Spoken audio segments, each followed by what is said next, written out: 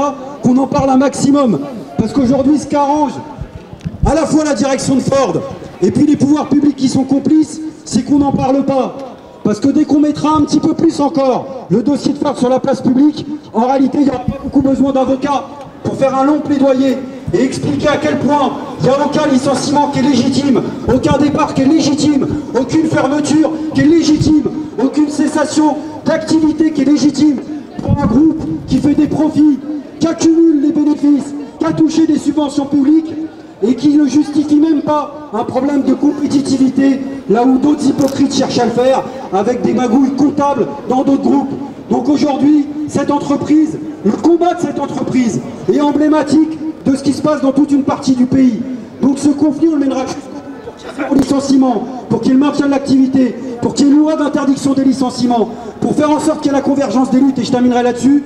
Merci à ceux qui sont mobilisés aujourd'hui, les GMS, les cheminots de Paris qui ont fait le déplacement symboliquement quand même. C'est vachement fort de dire que la détermination, elle est toujours là.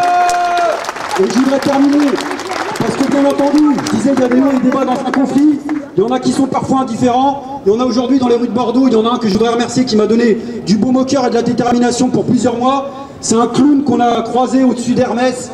Ça n'a pas duré longtemps, je ne sais pas s'il y en a qui l'ont vu, qui était du haut de sa fenêtre et qui se marrait. La gorge déployée, qui était mort de rire. Bah lui m'a donné beaucoup de force aujourd'hui. Parce que des clowns comme ça, il n'y en a pas beaucoup. Mais des clowns comme ça, ils ont une conscience de classe. Et ils doivent nous rappeler l'un l'autre.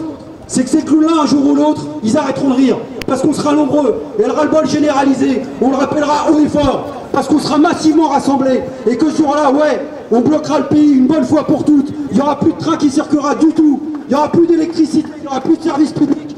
Parce que cette convergence des luttes, on y arrivera, ne serait-ce que pour leur faire payer leur arrogance de classe. C'est peut-être comme ça qu'ils vont nous rendre un sacré service. Donc aux clowns de la rue Hermès et à tous les autres, un grand merci parce qu'on sait dans quelle classe on est et on sait pourquoi on lâchera jamais rien. Merci.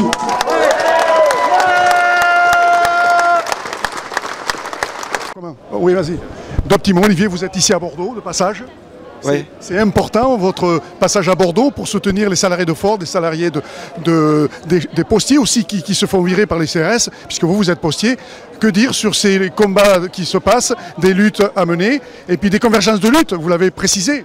C'est important d'être présent partout où il y a ceux et celles qui relèvent la tête et qui résistent. Et aujourd'hui, c'est le cas autour de l'usine de Ford qui est en train de résister face à la fermeture de son usine et face au licenciement dans un cas qui est particulièrement emblématique. Et c'est pour ça que dès qu'il y a des embryons de convergence, comme là c'était le cas aujourd'hui, avec tous ceux que tu as cités, évidemment on cherche à en être, à renforcer cette démarche militante-là, parce qu'il n'y a que celle-là qui permettra d'obtenir une victoire.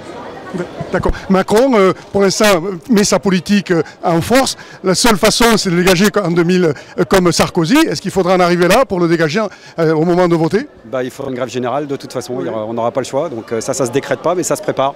Et tous les éléments de grève de convergence des luttes, justement, ils permettent concrètement à ce mouvement de prendre de l'ampleur et donner de la confiance à tous ceux et toutes celles qui militent au quotidien partout en France pour cette politique-là. Merci Olivier, vous êtes très pris, je vous laisse partir. Merci à vous.